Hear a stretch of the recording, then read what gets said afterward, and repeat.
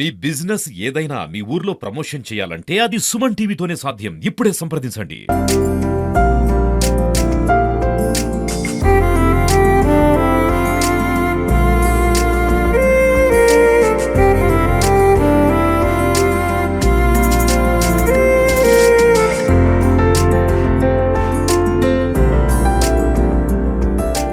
Welcome to Suman TV Warangal. మనం హన్మకొండ ప్రాంతంలోని ఏకశిలా park సమీపంలో ఉన్నాం. ఇక్కడ మర్రి గోపాల్ రెడ్డి గారు, ఎందుకంటే మనం చూస్తుండొచ్చు ఇప్పటికే ఒక వైవిధ్యమైన కళాకారుడు, చాలా అత్యంత గొప్ప కళాకారుడు. నిజానికి మన రాష్ట్రమే గర్వించదగ్గ కళాకారుడు. వారి చేతుల్లో శిల్పాలు ప్రాణాలు పోసుకుంటాయి.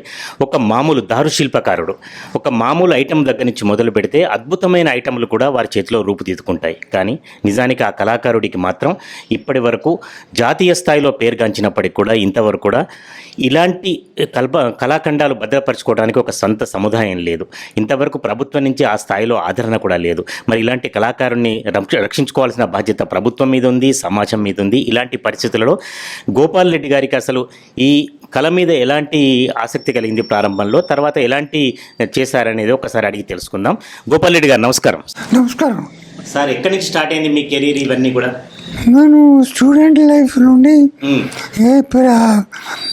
మిడిల్ స్కూల్ నుండి దాదాపు 70 సంవత్సరాల నుండి కూడా ఈ దీంట్లో చేస్తున్నాను. ఇప్పుడు మీ వయసు ఎంత? 82. ఇప్పుడు ఇవన్నీ కూడా అంటే వేటితోనే, అంటే కర్ర ముక్కలతోనా లేకపోతే చెట్ల బెరడుతోనా లేకపోతే చెట్లతోనా, ఎట్లా చేస్తారు చెప్పండి ఒకసారి. వేర్లతోని, చెట్లతోని, కాండాలతోని, కొమ్మలతోని, అన్నిటితోని కూడా చేసినాం. మీలాంటి కళాకారులు ఎంతమంది ఉన్నారు ఇక్కడ రాష్ట్రంలో కానీ దేశంలో కానీ? అంటే రాష్ట్రంలో ఒక 10 మందికి ఎక్కువ లేరు. దాంట్లో 7-8 మంది వరంగల్నే ఉన్నారు. 8-8 మంది వరంగల్లో. సిటీలో 2-3 అంతే, ఎంత తప్ప ఏం లేదు. ఇది క్రిటికల్ సమస్య, క్రిటికల్ ఇబ్బందికరమే. పెయింటింగ్ చేసేవాళ్ళు ప్రతి ఇంటికి ఒకరు 4 ఇళ్లకు శిల్పం చేసేటువంటి, అందులో ఆధునిక శిల్పం చేసేవాళ్ళు అరుదుగా ఉంటుంది. ఇప్పుడు ఒక్కొక్క శిల్పం తయారీకి అంటే ఆ సైజును బట్టి ఎన్ని రోజులు పట్టవచ్చు? దేనికి ఎన్ని రోజులు పడుతుంది? దానికి టైం లిమిట్స్ అనేటువంటిది. డీటెయిల్స్ ఎక్కువ ఉంటే బాగా టైం తీసుకుంటుంది, డీటెయిల్స్ తక్కువ ఉంటే తక్కువ టైం తీసుకుంటుంది. మీకు చాలా ఎక్కువ పట్టిన శిల్పం ఏది? ఎక్కువ టైం పట్టింది? 2.5 సంవత్సరాలు ఒక 9 ఫీట్ల శిల్పము చేసిన, అది హైదరాబాద్లో ప్రైవేట్ వ్యక్తులు కొనుగోలు చేసింది 20 సంవత్సరాల క్రితం. ఇప్పుడు ఈ రూమ్లో ఉన్న శిల్పాలలో ఎక్కువ టైం పట్టింది లేదా మీకు బాగా మీరు ఇష్టపడ్డ శిల్పం ఏది? ఇప్పుడు లేటెస్ట్గా చేసినటువంటి ఎర్రచందనంలో ఇది 3 మాసాలు తీసుకుంది టైం. చూద్దాం, అది ఒకసారి చూద్దాం. ఇప్పుడు మనం హరప్పా మొహంజోదారో లాంటి చారిత్రక శిల్పాలతో పాటు లేటెస్ట్గా అంటే ఎర్రచందనం సంబంధించిన వాటి చెక్కిన శిల్పాలు కూడా ఉన్నాయి. ఒకసారి గోపాల్ రెడ్డి గారే వాటి గురించి ఎక్స్ప్లెయిన్ చేస్తారు సార్. ఇప్పుడు లేటెస్ట్ శిల్పం ఇదా సార్? లేటెస్ట్ శిల్పం. దీని గురించి చెప్పండి. ఇది ఎర్రచందనం, ఎండిపోయినటువంటి చెట్టు ఒక డాక్టర్ ఇచ్చిండు. వైట్ లేయర్ యాజ్ ఇట్ ఈజ్గా ఉంచిన, ఏ కలర్ ఉపయోగించాలి. దీనికి మీ ఇక్కడ ఒరిజినల్ కలర్ ఈ ఎర్రచందనం, ఇది వైట్ లేయర్. ప్రతి వైట్ లేయర్ ప్రాపర్గా ఉపయోగించుకొని చేయడం జరిగింది. సార్, మామూలుగా రంగులు ఉపయోగిస్తారా? రంగులు అంటే పెయింట్ కర్ర చెడిపోకుండా పెయింట్ చేయడమే, కానీ వేరే రంగులు ఉపయోగించాం. ఇప్పుడు మీ దగ్గర తయారు చేసుకున్న వాళ్ళు కొంతమంది ఇండ్లలో షోకేస్లా కూడా పెడతారా? షోకేస్ చాలా జాగ్రత్తగా పెడతారు, చాలా పెద్ద ఉన్నాయి. ఇప్పుడు మీరు అన్న హరప్పా మొహంజోదారో సంబంధించిన శిల్పం ఒకసారి చూపెట్టండి. హిస్టారికల్, ఇది హరప్పా సంస్కృతి మొత్తం కూడా సంస్కృతి సంబంధించినట్టు హరప్పా. దాన్ని తర్వాత గుప్తుల యొక్క బంగారు నాణాలు అక్కడ పొందుపరుస్తారు. ఇప్పుడు వరంగల్ అంటే మన రాష్ట్రంలో ప్రపంచ సుందరి పోటీలు జరుగుతున్నాయి. దానిలో రామప్ప కూడా యునెస్కో గుర్తింపు పొందింది. ఈ రామప్ప శిల్పాలు ఏమైనా ఉన్నాయా మన దగ్గర? రామప్ప శిల్పాలు అది ట్రెడిషనల్ శిల్పాలు, నాది ఆధునికమైనటువంటి శిల్పం కాబట్టి ట్రెడిషనల్ నేను చేయలేను. రామప్ప కాకుండా కాకతీయ శిల్పాలు, కాకతీయ శిల్పకళ వైభవం ఏమన్నా చేసుకున్నారా దీంట్లో? శిల్పకళ వైభవం మంచిగా లేదు. అవసరం లేదు. అటువంటి వాళ్ళు ప్రతి వాళ్ళు ఉంటారు ప్రతి దగ్గర. ఇంకా దానిలో మీకు నచ్చింది కానీ చాలా మంది మెచ్చుకున్నాయి కానీ ఏమైనా ఉంటే చూపెట్టండి సార్. ఇట్లా సంవత్సరం క్రితం ఇది భోపాల్లో సెలెక్ట్ అయింది. భోపాల్లో? భోపాల్ మధ్యప్రదేశ్. అంటే అక్కడ ఏదైనా కాంపిటీషన్ అయిందా సార్? కాంపిటీషన్ దాంతో సెలెక్షన్ కూడా గొప్ప విషయం. సార్ ఈ శిల్పం చూడండి, ఇది చాలా విచిత్రం. అంటే నాకే అర్థం కావట్లేదు. దీని గురించి చెప్పండి ఒకసారి. ఇది కర్ర, వేపకర్ర చేసి అది చెడిపోయే దశలో ఉంటే పెయింట్ చేయడం జరిగింది. ఎక్కువ పెయింట్ చేయకు. అది కూడా ఎర్రచందనం. ఇది కూడా ఈ బొమ్మ ఒకసారి చెప్పండి, వైవిధ్యంగా కనపడుతుంది. ఇది రోజు కూడా అంటారు. రోజు ఇది మన ట్రైబల్ ఏరియాకి సంబంధించింది. ఆ ట్రైబల్కి సంబంధించింది. 30 సంవత్సరాల క్రితం బసరాల ఉన్నప్పుడు చేసింది.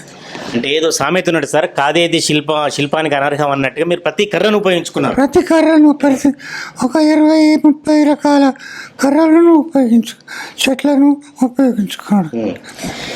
ఇవి చూసిన వాళ్ళు మిమ్మల్ని, అంటే ముఖ్యమంత్రులు కలిశారు, మీరు చాలా అవార్డులు వచ్చాయి, జాతీయ స్థాయిలో అవార్డులు వచ్చాయి, ఎన్నో మొన్నటి కాళోజీ పురస్కారం వరకు ఎన్నో అవార్డులు వచ్చాయి.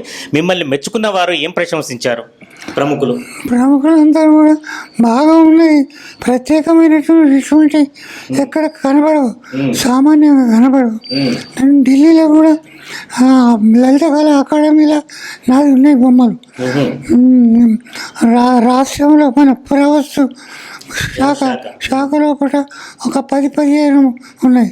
తెలుగు యూనివర్సిటీలో ఉన్నాయి. ఎప్పటి 50 ఏళ్ళ నుండి కలెక్షన్స్ ఉన్నాయి నా దగ్గర. 50 సంవత్సరాల క్రితం తీసుకున్నారు వాళ్ళు. ఎప్పుడైనా విదేశాల్లో కూడా పెట్టారా సార్? విదేశాల్లో పెట్టలేదు, మన దేశంలోనే అన్ని రాష్ట్రాల్లో.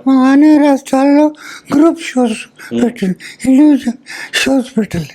ఇవన్నీ చూసినప్పుడు, ఆల్బమ్ చూసినప్పుడు రాజశేఖర రెడ్డి గారు కావచ్చు, రోషే గారు కావచ్చు, తర్వాత కేసీఆర్ గారు కావచ్చు, మొన్న రేవంత్ రెడ్డి గారు కావచ్చు, ఏం మాట్లాడారు మీతోని? మీరు వాళ్ళతో ఏం మాట్లాడారు? మరి చాలా బాగా చేస్తున్నారు అని ప్రోత్సహించింది, అంతకు తప్ప ఏం లేదు. ఇప్పుడు మీ తర్వాత వారసత్వం ఎవరైనా ఉన్నారా వరంగల్కి సంబంధించింది? మీరు ఎవరికైనా నేర్పడమో చెప్పడమో? మొన్న చెప్పడం అంటే వీరు సురేందర్ గారు అని హెడ్ మాస్టర్, రిటైర్డ్ ప్రిన్సిపల్, తర్వాత రిటైర్డ్ హెడ్ మాస్టరు. వీరు గత 35 సంవత్సరాల నుండి నా దగ్గర నేర్చుకున్నారు. నాకంటే మంచిగా చేసేటువంటి పరిస్థితికి వచ్చు. ఆయన పెయింటర్ నుండి దీంట్లోకి కన్వర్ట్ అయిపోయింది. అంటే మీరు తృప్తి కోసం ప్రారంభంలో మొదలు పెట్టారా, లేకపోతే అందరూ మెచ్చుకోవాలని చేశారా, అవార్డుల కోసం చేశారా, ఇంకో నలుగురికి నేర్పించాలని చేశారా? అంతటా నేను నా సంతోషానికి మొదలుపెట్టిన తర్వాత కొంతమంది దాదాపు 10 మంది నేర్పించిన, 10 మంది నేర్చుకున్నారు. తర్వాత నేను హాబీగా డెవలప్ చేసుకున్నాను. ఇది నా జీవితంలో 2 హాబీలు. నా ప్రాచీన నాణ్యాల సేకరణ అది కూడా ఉన్నది. అది 60-70 సంవత్సరాల నుండి ఆ హాబీ 100 దేశాలకు పైన చేసినటువంటి కరెన్సీ ఉన్నది, కాయిన్స్ ఉన్నాయి. ఈ 2 హాబీ ఇప్పటి వరకు ఉన్నాయి. అంటే ఇప్పుడు హిస్టారికల్ సంబంధించిన చేశారు, శిల్పాలకు సంబంధించిన చేశారు. ఇవి కాకుండా ఇప్పుడు ఇక్కడ కనబడుతున్నాయి నాకు, అంటే జంతువుల ఆకారంలో కొన్ని సర్పాలు, ఇవన్నీ కూడా చాలా కనబడుతున్నాయి. న్యాచురల్గా దొరికినటువంటి రూట్ వేర్లు దాన్ని ఉపయోగించుకొని పాముగా తయారు చేయడం జరిగింది ఒక 25 సంవత్సరాల క్రితం. దాని ఆకారాన్ని బట్టి కూడా మనం మార్పులు చేర్పులు చేయడం జరుగుతుంటుంది. మీరు ఒక శిల్పం అత్యధికంగా 2.5 సంవత్సరాలు పట్టిందన్నారు. చాలా అవలీలాగా ఒక కర్ర ముక్క ఇస్తే కొద్దిసేపట్లో చేసేది ఏంటిది, 1 గంట లోపల కూడా చేయగలుగుతారా? చేయలేమండి దాన్ని, ఎందుకంటే అది చీపుల హ్యాండ్ క్రాఫ్ట్స్ వాళ్ళు చేస్తారు. గంట లోపల 4 తయారు చేస్తారు.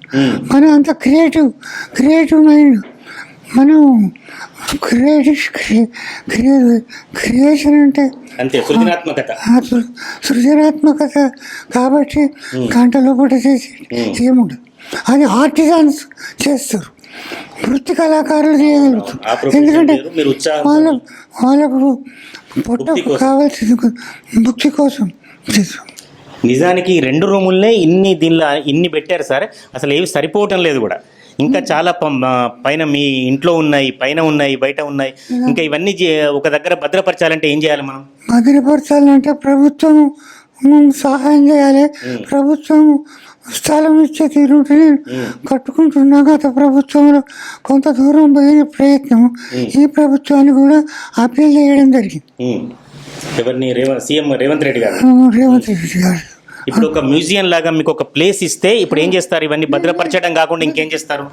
భద్రపరిచి ఏమున్నా ప్రజలకు ఇన్స్పిరేషన్ అంతా కూడా ప్రోత్సహిస్తా. ఎవరైనా కళాకారులు ఉంటే సంతోషపడతారు. ఈ ప్రపంచ సుందరులు వచ్చినప్పుడు అటువంటి సందర్భాలలో అందరు చూసి ఎంజాయ్ చేయగలుగుతారు. ఇది ఎక్కడ దొరకదు. ఎక్కడ కూడా మామూలుగా ఎక్కడ వాళ్ళకు కూడా ఎక్కడ దొరకాయి. ఇప్పుడు సుదర్శన్ సార్ కాకుండా ఇంకా ఎవరైనా కూడా మీ దగ్గర నేర్చుకోవాలని వస్తే ఎవరికైనా నేర్పడానికి సిద్ధంగా ఉన్నారా? నేర్పడానికి సిద్ధంగానే ఉన్నా, కానీ చాలా టిపికల్ కాబట్టి 2-3 రోజులు వస్తారు, మళ్ళీ వెళ్ళిపోతారు. చాలామంది ఆ విధంగా వచ్చారు. కొంతమంది ఉన్నారు, ఒక 5-10 మంది మాత్రమే నేర్చుకోవాలి. ఎక్కువ ఏ అవార్డులు వచ్చేసారు? ఇప్పుడు కాళోజీ అవార్డు కాకుండా ఉగాది పురస్కారాలు ఇంకేం వచ్చాయి? Government, private? లలిత కళా అకాడమీ అవార్డ్స్ 2 సార్లు, ఆంధ్రప్రదేశ్ ఆంధ్రప్రదేశ్ ఇంకా చాలా సంస్థలు సన్మానాలు చేసినాయి.